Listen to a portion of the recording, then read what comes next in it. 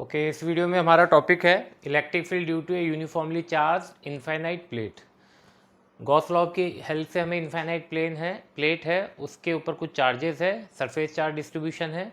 उस charge distribution के कारण उसकी सराउंडिंग में इलेक्ट्रिक फील्ड निकालना है with help of the Gauss law. इससे पहले अपन पॉइंट चार्ज, लीनियर चार्ज और sheet that is also the form of the surface charge distribution वो कर चुके हैं। अब हम करेंगे कंडक्टिंग प्लेट का। ओके, प्लेट और शीट में यही डिफरेंस होता है। Sheet is use for non conducting material and the plate word is use for conducting material. तो हमारे को क्या गिवन है, एक प्लेट लाइक दिस, ये हमारी प्लेट है और कैसी है ये, इनफाइनाइट।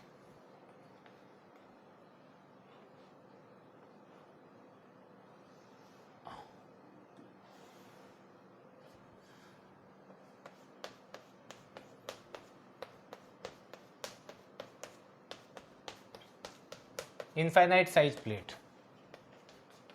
वापस से, इनफाइनाइट साइज का मतलब क्या है? इनफाइनाइट साइज का मतलब है कि जो ऑब्जर्वेशन पॉइंट है P that is very close to the sheet, यानी ये जो ऑब्जर्वेशन डिस्टेंस है हमारी, ये शीट के कंपैरिजन में, शीट के साइज के कंपैरिजन में काफ़ी छोटी है। प्लेट में चार्जेस का डिस्ट्रीब्यूशन दोनों तरफ होता है, यानी दोनों सरफेस पे होता है। ये हमने लास्ट वीडियो में पढ़ा था, देख लीजिए एक बार दोबारा से। This is R plate. इस प्लेट की दो सरफेस है, एक को 1 और एक को 2 नाम दिया हमने। ये कंडक्टिंग मटेरियल है, ध्यान रखिए। प्लेट किसके लिए यूज में होता है? Word conducting. कंडक्टिंग यानी फॉर एग्जांपल मेटल, जैसे कोई मेटल की हमने प्लेट ली, इस प्लेट के पास दो सरफेस होगी 1 और 2। हमने सरफेस 2 को चार्ज दिया, सपोज हमारे पास 100 चार्जेस है, 100 चार्जेस को हमने सरफेस 2 पे इस एक पॉइंट पे रखा, इस एक पॉइंट पे हमने 100 चार्जेस को रखा, तो ये 100 चार्जेस फटाफट से ऐसे फैलने लगे। रिपल्शन के कारण, एक दूसरे से दूर होने के कारण ये फैलने लगते हैं। पहले अपनी जिस सरफेस पे छोड़ा उस सरफेस को कवर करते हैं, फिर पीछे वाली सरफेस पे आ जाते हैं। और ये पीछे वाली सरफेस पे किसके थ्रू आते हैं? मीडियम के थ्रू, क्योंकि कंडक्टिंग मीडियम है, मेटल है, और मेटल चार्जेस के फ्लो को अलाउ करता है। ओके, तो इस तरह से चार्ज का डिस्ट्रीब्यूशन होता है। अब इसकी सरफेस कैसी है? प्लेन है। प्लेट की सरफेस कैसी है? प्लेन सरफेस है। इसलिए हम जितने चार्ज एक लोकेशन पे देंगे, उसमें से आधे चार्ज तो एक सरफेस पे आ जाएंगे और आधे चार्ज दूसरी सरफेस पे आ जाएंगे, तब इनके बीच का रिपल्शन फोर्स इक्वल हो जाएगा और उस केस के अंदर फिर चार्ज डिस्ट्रीब्यूशन रुक जाएगा। ओके, अब इसके बाद हम इस पे क्या निकालेंगे? Electric field. सो जो हमें गिवन है उसके बारे में हम लिख लेंगे। पहले हमें क्या लिखना है? Details of the given charge system. तो क्या गिवन है? Consider a uniformly charged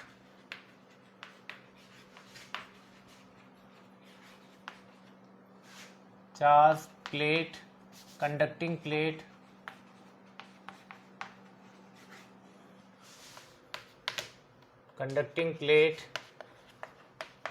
of surface charge density sigma. P is our observation point at perpendicular distance R from the sheet. Okay, तो इसकी सरफेस चार्ज डेंसिटी कितनी है? Sigma. हम last video में पढ़ चुके हैं सरफेस चार्ज डेंसिटी क्या होता है, the charges per unit area. Okay, इसके अंदर और भी चार्जेस हो सकते हैं। ऊपर ये इनफाइनाइट तक है, तो इसमें काफ़ी सारे चार्जेस है। इनफाइनाइट मतलब इस पॉइंट के रेस्पेक्ट में काफ़ी बड़ा साइज है। ओके, नाउ ये हमने डिस्क्रिप्शन लिख दिया गिवन चार्ज सिस्टम का। अब हमें सबसे पहले इसमें क्या करना है? इसको सॉल्व करना है। तो इसके थ्रू इलेक्ट्रिक फील्ड निकालने के लिए हमारे पास 3 मेथड्स हैं, जिसमें एक गॉस लॉ है, दूसरा शीट के फॉर्मूला से है, और एक तीसरा एक और डेरिवेशन है जो हम सबके लिए एक बार नया होगा। ओके, तो पहले हम फर्स्ट मेथड यूज में लेंगे, that is Gauss law, with help of Gauss law.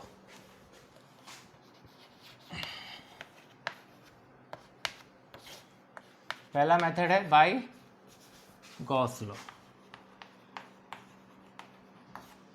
तो गॉस लॉ के लिए हमें क्या चाहिए? Gaussian surface. गॉसियन सरफेस कैसी चूज करनी है? इधर जैसे शीट के केस में चूज करी थी सिलेंड्रिकल गॉसियन सरफेस, यहाँ भी सिलेंड्रिकल गॉसियन सरफेस चूज करेंगे क्योंकि वही एक गॉसियन सरफेस है जो इसके साथ में सिमेट्री शो कर रही है इस डिस्ट्रीब्यूशन के साथ में। अब उस गॉसियन सरफेस को हमें क्या करना है, किस पोजीशन में रखना है, इसके पैरेलल, परपेंडिकुलर या तिरछा, तो इसके परपेंडिकुलर रखना है, यानी the axis of the cylinder should perpendicular to the surface of the sheet. जो शीट है उसके परपेंडिकुलर हमें अपने सिलेंडर को रखना है, सिलेंडर के एक्सिस को रखना है। ओके, तो ये सिलेंडर की पोजीशन होगी और सिलेंडर का फ्लैट सरफेस कहाँ से पास करना चाहिए, हमारे ऑब्जर्वेशन पॉइंट पी से। ओके, तो ये सारी डिटेल जो हमने शीट में लिखी थी वो ही एज इट इज आपने यहाँ पे लिख लेनी है।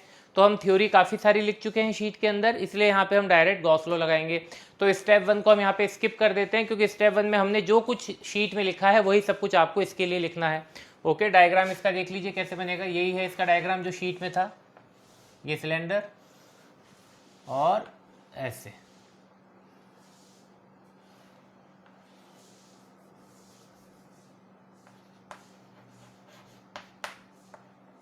ओके, ये हमारा डायग्राम बन गया। अगर हम इसका साइड व्यू लें तो साइड व्यू ऐसा है इसका। चूंकि ये कंडक्टिंग मटेरियल है इसलिए इसकी दोनों सरफेस पे चार्जेस आएंगे। इसकी थिकनेस काफ़ी कम है प्लेट की, लेकिन हम क्या है, हमारी कैलकुलेशन को इजी बनाने के लिए जूम करके देख रहे हैं, बड़ा करके देख रहे हैं। ओके, ये है साइड व्यू। ये क्या है, इसकी थिकनेस। तो दोनों सरफेस पे चार्ज आते हैं। यही डिफरेंस है कंडक्टिंग में और नॉन कंडक्टिंग में, यानी प्लेट में और शीट में। शीट के अंदर जिस सरफेस पे चार्ज रहते हैं उसी सरफेस पे चार्ज रहते हैं। ओके, तो पहला लॉ क्या है, गॉस लॉ। गॉस लॉ में स्टेप 1 में क्या लिखना है, इसका जो हम Gauss law Gaussian surface choose कर रहे हैं उसके बारे में डिटेल लिखनी है, वो शीट में से ले लेना आप लोग। ठीक है, अब हमने क्या करना है, इसमें सेकेंड स्टेप पे आना है। सेकेंड स्टेप क्या कहता है, गॉस लॉ क्या है हमारा, गॉस लॉ ये है, E D S cos theta is equal to Q net upon epsilon naught. ये हमारी गॉस लॉ है, हमारा वर्किंग फॉर्मूला ये है। इसमें वापस से लेफ्ट हैंड साइड की क्वांटिटी को क्या कहते हैं, electric flux link to the Gaussian surface, the total charge enclose by the Gaussian surface. तो ये दोनों प्रॉपर्टी किसी है, गॉसियन सरफेस की है। तो बाकी शीट में जो कुछ भी है उस सबको नजरअंदाज कर देना है, हमें केवल किस पे ध्यान देना है, गॉसियन सरफेस पे ध्यान देना है। ओके, तो ईडीएस कॉस थीटा क्या है, the total electric flux linked with the close surface. अब इस क्लोज सरफेस को हम चेक करेंगे, इसमें इलेक्ट्रिक फील्ड और डीएस एरिया, इनकी डायरेक्शन के बीच देखते हैं और इनके बीच का एंगल देखते हैं थीटा। ओके, यहाँ पे 3 सरफेस है अपने पास, क्लोज सरफेस 3 सरफेस से मिलके बनी है, एक फ्लैट वन, दूसरी कर्व्ड और तीसरी ये वाली फ्लैट वन। फ्लैट वन हो गया तो ये flat two surface. Okay, flat two surface, curved surface और फ्लैट वन सरफेस। ये वाली सर्कुलर फ्लैट सरफेस, ये वाली सर्कुलर फ्लैट सरफेस और बीच की कर्व्ड सरफेस। तो ये वाली कर्व्ड सरफेस के साथ में इलेक्ट्रिक फ्लक्स लिंक नहीं करेगा, वो हमें पता है क्यों, क्योंकि यहाँ पे एरिया वेक्टर और इलेक्ट्रिक फील्ड के बीच में एंगल कितना है, 90 डिग्री। वापिस से शीट में जो इलेक्ट्रिक फील्ड की डायरेक्शन होती है, शीट जिस पैटर्न का इलेक्ट्रिक फील्ड बनाता है उसी पैटर्न में प्लेट इलेक्ट्रिक फील्ड बनाती है। शीट का इलेक्ट्रिक फील्ड कैसा होता है, यूनिफॉर्म। ओके, सारी लाइंस इसमें से निकलती है एक ही डायरेक्शन में और आपस में कैसी होती है, पैरेलल। प्लेट के केस में भी वही होगा, सारी लाइंस आपस में ऐसे निकलेगी एक ही डायरेक्शन में और सब आपस में कैसी होती है, पैरेलल, और सबकी लाइंस के बीच का गैप कैसा होता है, इक्वल। इसलिए यहाँ पे भी कैसा इलेक्ट्रिक फील्ड बनता है, uniform electric field. Uniform electric field यानी हर लोकेशन पे इलेक्ट्रिक फील्ड इंटेंसिटी की वैल्यू सेम और हर लोकेशन पे electric field direction same. Okay, तो यहाँ पे देखिए 3 सरफेसेस है हमारे पास, ये 3 ओपन सरफेसेस से मिलके ये पूरी पूरी क्लोज सरफेस बनी है, फ्लैट वन, कर्व्ड और फ्लैट टू। तो फ्लैट के लिए देखिए ये किसकी डायरेक्शन है, हमने एक छोटा एरिया एलिमेंट लिया डीएस, ये डीएस की डायरेक्शन, इस सरफेस के परपेंडिकुलर इसके एरिया की डायरेक्शन, और ये सरफेस कैसी है, खुद अपनी एक्सिस के परपेंडिकुलर, यानी किसकी डायरेक्शन में, आर की डायरेक्शन में। तो यानी ये एरिया किसकी डायरेक्शन में है, ये परपेंडिकुलर डिस्टेंस की डायरेक्शन में। ओके, और इस परपेंडिकुलर डिस्टेंस की डायरेक्शन में कौन है, electric field. Okay, electric field हमने पहले कह दिया किसके परपेंडिकुलर है, शीट के परपेंडिकुलर। तो इलेक्ट्रिक फील्ड और एरिया फ्लैट सरफेस के केस में कैसे हैं, एक ही डायरेक्शन में है, तो थीटा कितना दोनों के बीच में, 0। अब यहाँ पे हम एक छोटा सा सरफेस एरिया लेते हैं, ये डीएस की डायरेक्शन और ये इलेक्ट्रिक फील्ड की डायरेक्शन। तो यहाँ एंगल कितना दोनों के बीच में, 90 डिग्री। ऐसे ही आप यहाँ पे देखेंगे कर्व सरफेस में तो कितना आएगा, 90 डिग्री। अब ये वाला एरिया ले लीजिए, ये इलेक्ट्रिक फील्ड की डायरेक्शन, और यही छोटा सा एरिया एलिमेंट लिया ds, ये ds की डायरेक्शन। थीटा कितना दोनों के बीच में 0। तो इस गॉसियन सरफेस से टोटल जो इलेक्ट्रिक फ्लक्स लिंक करेगा, ये जो क्लोज सरफेस के लिए साइन दे रखा है, ये टोटल इलेक्ट्रिक फ्लक्स है link to the close surface. तो इस क्लोज सरफेस को हमने 3 ओपन सरफेसेस से बनाया है, एक फ्लैट, 2 फ्लैट और एक curved.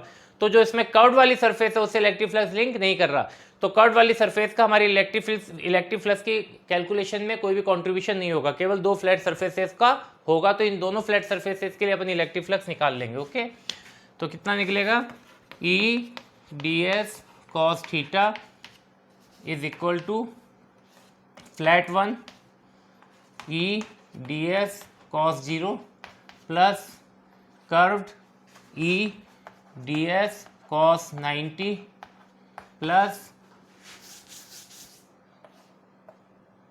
E D S cos 0, ये फ्लैट 2। ओके, फ्लैट 1 कर्व्ड और फ्लैट 2।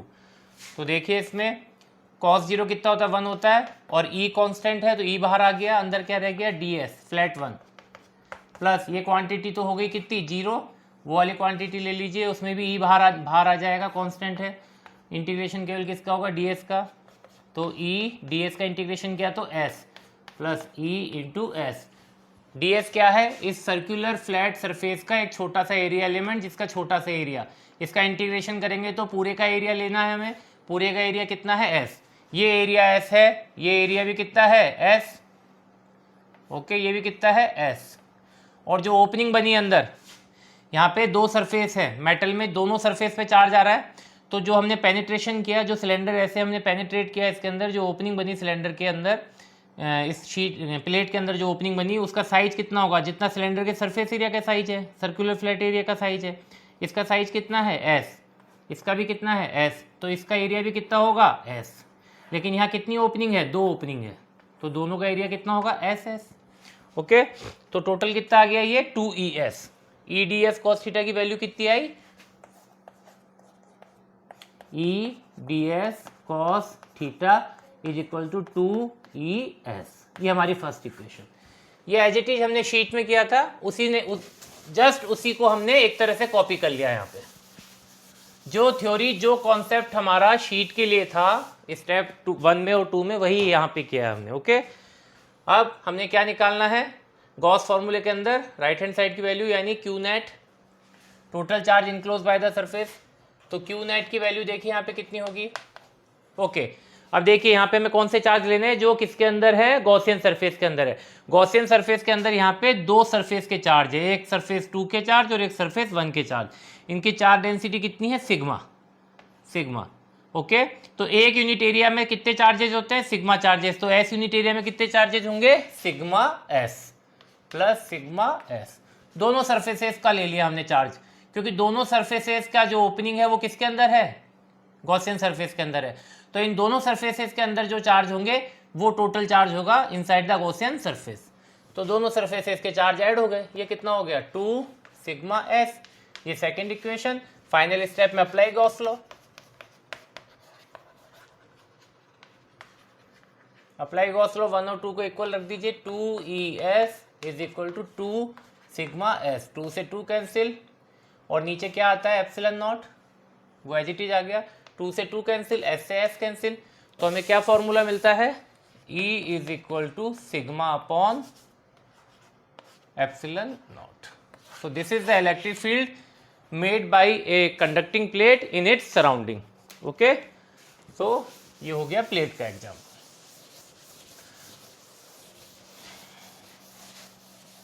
अभी इलेक्ट्रिक फील्ड कहाँ बन रहा है, प्लेट के राइट हैंड साइड पे या लेफ्ट हैंड साइड पे, तो आंसर है दोनों तरफ। इलेक्ट्रिक फील्ड कहाँ बन रहा है, दोनों तरफ,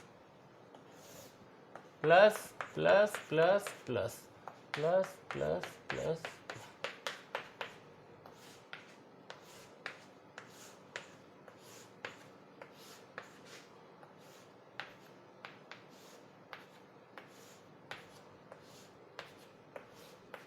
ओके, तो ये प्लेट है, प्लेट की मोटाई पे मत जाइए, पतली हो चाहे मोटी हो, सरफेस तो 2 ही होंगी। अगर 2 सरफेस होंगी और ये कंडक्टिंग है, प्लेट है, तो दोनों सरफेस पे चार्ज आएगा। तो यहाँ भी इलेक्ट्रिक फील्ड बन रहा है, यहाँ भी इलेक्ट्रिक फील्ड बन रहा है, शीट में भी दोनों तरफ इलेक्ट्रिक फील्ड बनता है। ओके, यहाँ भी दोनों तरफ इलेक्ट्रिक फील्ड बनता है, लेकिन शीट में सरफेस चार्ज जो है सरफेस एक ही सरफेस पे रहता है, यहाँ पे चार्ज दोनों सरफेस पे रहता है। अब देखिए ये कैसा इलेक्ट्रिक फील्ड बनाता है, ये भी यूनिफॉर्म इलेक्ट्रिक फील्ड बनाता है। यूनिफॉर्म इलेक्ट्रिक फील्ड मतलब कहीं भी इलेक्ट्रिक फील्ड का मैग्नीट्यूड और डायरेक्शन कैसी होगी, सेम होगी। तो ये सिग्मा अपन एप्सिलॉन नॉट, हमने इस पॉइंट पे इलेक्ट्रिक फील्ड फाइंड आउट किया, वैल्यू कितनी आएगी, सिग्मा अपन एप्सिलॉन नॉट। यहाँ पे देखेंगे तो कितना इलेक्ट्रिक फील्ड होगा, सिग्मा अपन एप्सिलॉन नॉट। यहाँ पे देखेंगे तो इलेक्ट्रिक फील्ड का मैग्नीट्यूड कितना होगा, सिग्मा अपन एप्सिलॉन नॉट। यहाँ देखेंगे तो इलेक्ट्रिक फील्ड का magnitude sigma upon epsilon not.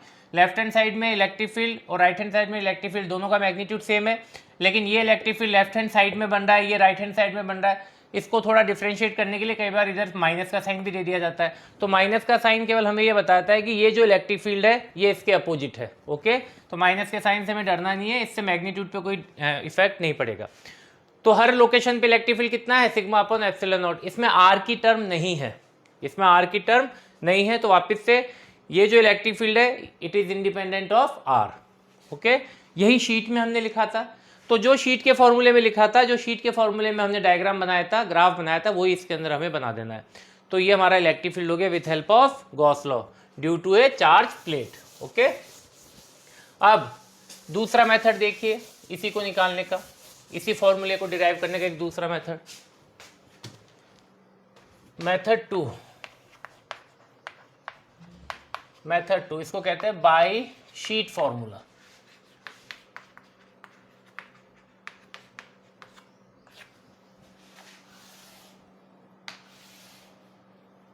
One two,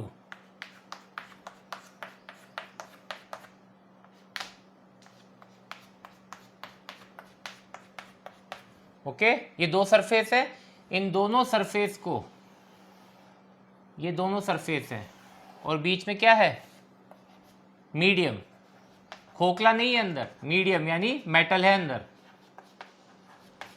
okay, तो यहाँ पे जैसे हम चार्ज देंगे वो आउटर सरफेस पे डिस्ट्रीब्यूट हो जाएंगे। यूनिफॉर्मली डिस्ट्रीब्यूशन होगा या नॉन यूनिफॉर्म डिस्ट्रीब्यूशन होगा वो डिपेंड करता है इसकी शेप और साइज पे। हमने यहाँ पे कैसी शेप ली है, रेगुलर शेप ली है, प्लेट ली है, तो यहाँ पे डिस्ट्रीब्यूशन कैसा होगा, यूनिफॉर्म होगा और इक्वल डिस्ट्रीब्यूशन होगा। यानी अगर यहाँ पे 500 दिए तो 250 चार्जेस यहाँ और 250 चार्जेस यहाँ पे। ओके, अब देखिए शीट फॉर्मूला से हम कैसे निकाल सकते हैं इन दोनों सरफेसेस को। ये एक सिंगल प्लेट है, दोबारा से ये क्या है, एक प्लेट। इस एक प्लेट की दोनों सरफेसेस को हम इंडिविजुअल दो शीट्स कंसीडर कर सकते हैं, यानी हम इन दोनों सरफेसेस को दो शीट मान सकते हैं। तो हमारे पास यहाँ पे कितनी शीट हो गई, दो शीट हो गई, शीट 1 शीट 2।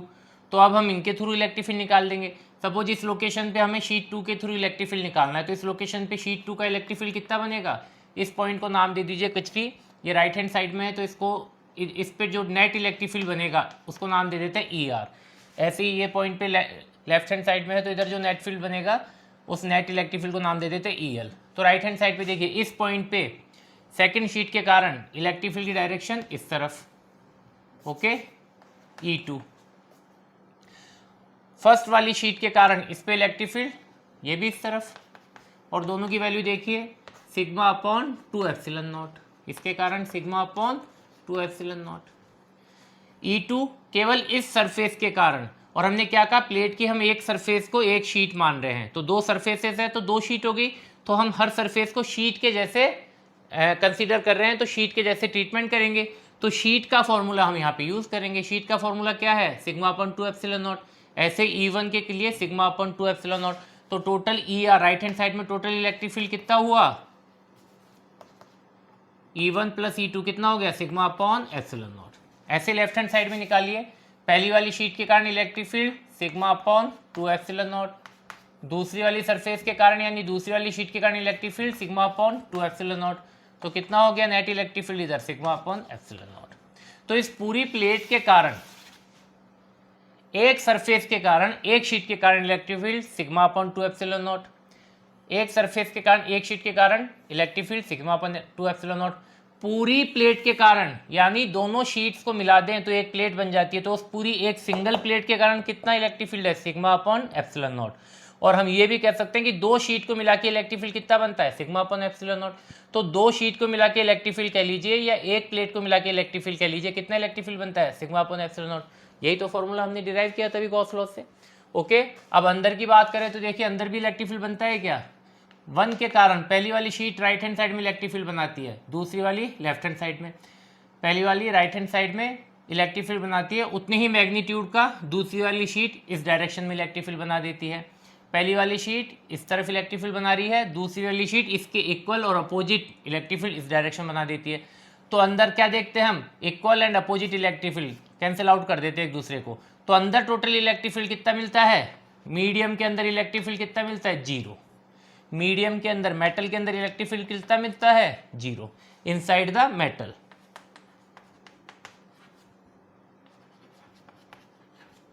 ओके, तो कहां पे इलेक्ट्रिक फील्ड मिल रहा है, बाहर की तरफ। ओके, अंदर मीडियम के अंदर इलेक्ट्रिक फील्ड नहीं मिलता, 0, क्योंकि पहली सरफेस इस डायरेक्शन में इलेक्ट्रिक फील्ड बनाती है अपने से आउटवर्ड, क्योंकि पॉजिटिवली चार्ज है, तो दूसरी वाली भी तो पॉजिटिवली चार्ज है, ये भी अपने से आउटवर्ड इलेक्ट्रिक फील्ड बनाती है।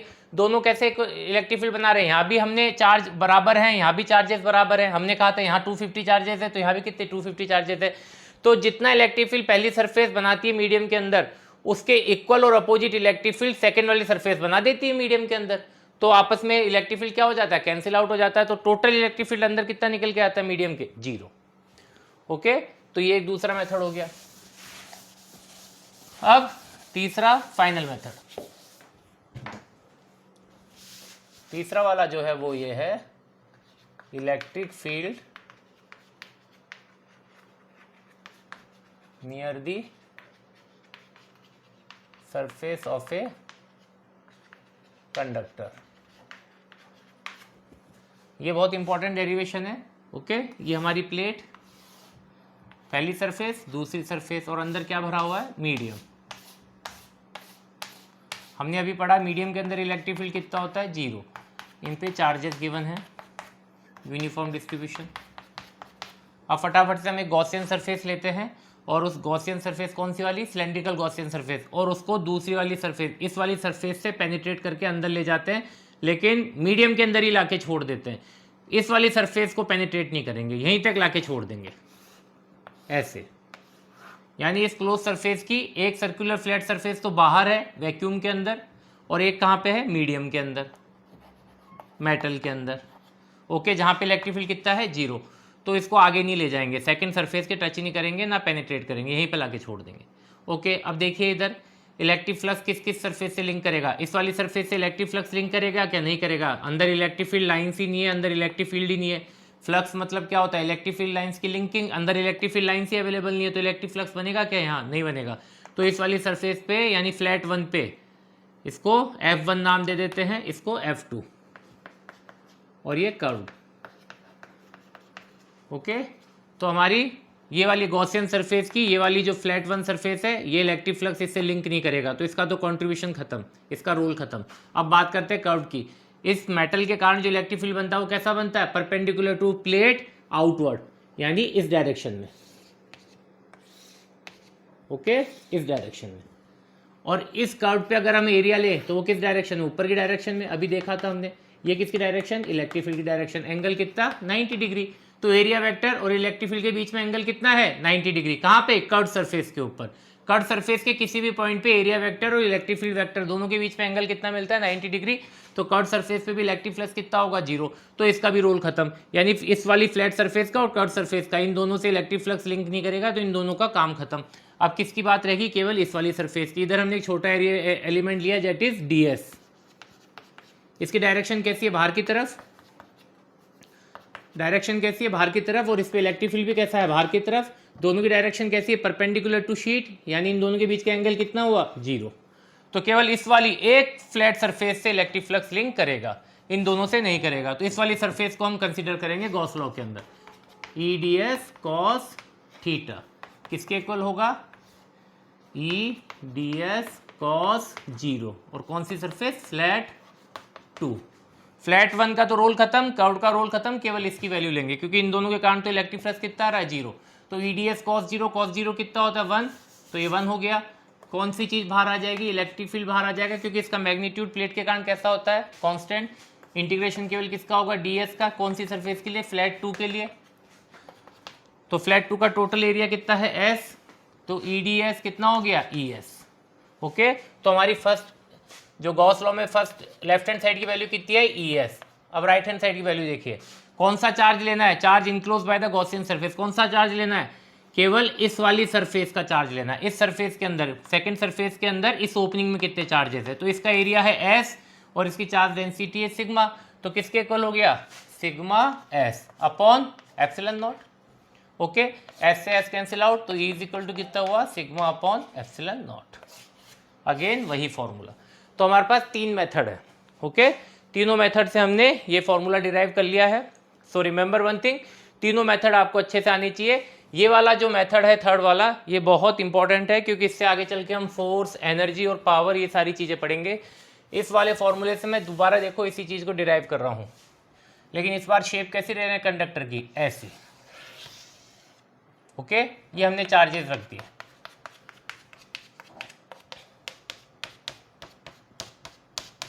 ओके, ये ऐसे चार्जेस रख दिए। अब ये एक प्लेट की शेप तो है नहीं क्योंकि इसमें कर्वेचर है थोड़ा सा, प्लेट मतलब फ्लैट होता है, इसमें थोड़ा कर्वेचर है ऐसे। ओके, ओवल शेप की जैसी है ये। ओके, अब हमसे पूछा इस चार्ज कंडक्टर के पास में, इस सरफेस के पास में इधर इलेक्ट्रिक फील्ड कितना होगा, तो इधर इलेक्ट्रिक फील्ड निकालने के लिए हम ये वाला मेथड अपनाएंगे। एक गॉसियन सरफेस लेंगे, ऐसी वाली सिलेंड्रिकल गॉसियन सरफेस, जिसमें एक पोर्शन तो मीडियम के अंदर आ गया। मीडियम के अंदर इलेक्ट्रिक फील्ड कितना होता है, 0, ये मेटल से भरा हुआ है पूरा। ओके, सॉलिड मेटल है, इलेक्ट्रिक फील्ड कितना होता है अंदर, 0, तो यहाँ पे इलेक्ट्रिक फ्लक्स लिंक करेगा, नहीं करेगा। ये जितने भी चार्जेस हैं इनके कारण इलेक्ट्रिक फ्लक्स लिंक करेगा, किस डायरेक्शन में, केवल इस डायरेक्शन में। क्यों, क्योंकि कर्व सरफेस पे तो एरिया की डायरेक्शन ऊपर आ गई और इलेक्ट्रिक फील्ड डायरेक्शन ऐसी जा रही है। ओके, तो यहाँ भी कितना हो गया, 90 डिग्री। तो कर्व सरफेस से और ये वाली सरफेस, फ्लैट सरफेस जो मीडियम के अंदर है, इन दोनों से तो इलेक्ट्रिक फ्लक्स लिंक नहीं करेगा, केवल इस वाली सरफेस से लिंक करेगा। तो कितना करेगा, ES। तो वापस से यही डेरिवेशन हो गई, ES बराबर कितना हो जाएगा, यहाँ पे जितना चार्ज है, यहाँ पे कितना चार्ज है, तो इसकी चार्ज डेंसिटी सिग्मा है और इसका एरिया कितना है S, तो सिग्मा S चार्जेज है यहाँ पे। तो ES equal to sigma S upon epsilon naught, तो E is equal to sigma upon epsilon naught. तो यहाँ पे इलेक्ट्रिक फील्ड कितना निकल के आएगा, sigma upon epsilon naught. Okay, तो जरूरी नहीं कि जो हमारा चार्ज कंडक्टर है वो फ्लैट सरफेस हो, ऐसी स्ट्रेट सरफेस हो, वो इस तरफ से कर्वेचर वाली सरफेस भी हो सकती है। ये एक चार्ज, सॉलिड चार्ज कंडक्टर है। ओके, सॉलिड चार्ज कंडक्टर, इसको हमने चार्ज दिया और हमने इस पर यूनिफॉर्म चार्ज डिस्ट्रीब्यूशन कर लिया, मान लेते हैं। ओके, हमसे पूछा इस पॉइंट पे इलेक्ट्रिक फील्ड बताइए, तो कितना होगा, sigma upon epsilon naught. Okay, क्योंकि अगर देखा जाए, अगर हम इसको कट करें यहाँ से, तो ये क्या है, एक प्लेट बन जाती है, यानी 2 शीट है, 2 अलग अलग शीट है। 2 शीट के कारण एक लोकेशन पे इलेक्ट्रिक फील्ड कितना होता है, सिग्मा अपॉन एप्सिलॉन नॉट। एक शीट के कारण इसकी सराउंडिंग में इलेक्ट्रिक फील्ड कितना होता है, एक शीट के कारण सिग्मा अपॉन 2 एप्सिलॉन नॉट। अगर 2 शीट ले ली तो electric field sigma upon epsilon naught. तो यही डिफरेंस है। ओके, तो इसको अगर हम यहाँ से कट कर दें, ऐसे कैंची से काट दिया, तो हम क्या देखते हैं, एक शीट ये बन गई, एक शीट ये बन गई। ओके, तो इसके कारण इलेक्ट्रिक फील्ड कितना आ रहा है, 2 शीट के कारण इलेक्ट्रिक फील्ड कितना आ रहा है, sigma upon epsilon naught. Okay, तो हमारे पास फॉर्मूला क्या है शीट का, सिग्मा अपॉन 2 एप्सिलॉन नॉट। और प्लेट का क्या फॉर्मूला है, प्लेट यानी 2 शीट्स, इसका क्या फॉर्मूला है, सिग्मा अपॉन एप्सिलॉन नॉट। तो हम कह सकते हैं E sheet is equal to 1/2 E plate. इसका मतलब क्या है, प्लेट अपनी सराउंडिंग में जो इलेक्ट्रिक फील्ड बनाती है, शीट अपनी सराउंडिंग में उसका जस्ट आधा इलेक्ट्रिक फील्ड बनाती है। अगर प्लेट अपनी सराउंडिंग में 100 इलेक्ट्रिक फील्ड बना रही है, तो शीट अपनी सराउंडिंग में कितना इलेक्ट्रिक फील्ड बनाएगी, 50। और एक कॉमन सेंस सी बात है, प्लेट के अंदर कितनी शीट्स काम कर रही है, 2 शीट्स, क्योंकि प्लेट की दोनों सरफेसेस को हम क्या मान के चल रहे हैं, 2 इंडिविजुअल शीट। ओके, तो यानी एक प्लेट के अंदर कितनी शीट काम करती है, 2 शीट काम करती है। तो 2 शीट जो काम करेगी वो एक शीट से डबल ही तो करेगी।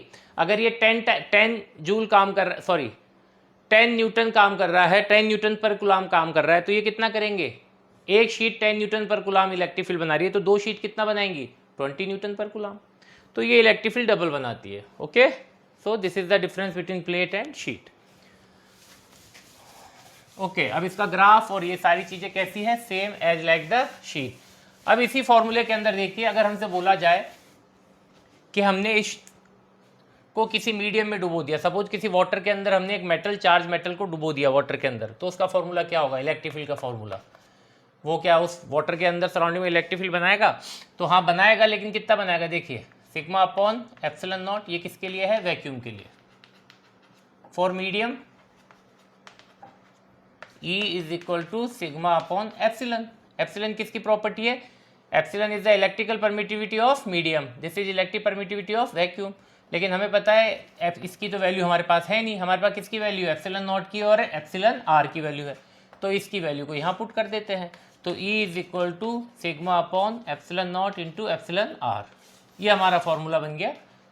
किसके लिए, मीडियम के लिए या वैक्यूम के लिए, ये हमारा जनरल फॉर्मूला हो गया। ओके अगर इसकी वैल्यू एप्सिलॉन आर की वैल्यू 1 रख देंगे तो ये वापस से किस में चला जाएगा फॉर्मूला, वैक्यूम में। ओके सो इस तरह से हमें प्लेट का फॉर्मूला फाइंड आउट करना है। ओके अब इसके बाद रह गया अपने spherical shell and solid sphere, उसको नेक्स्ट वीडियो में देखते हैं। Thank you.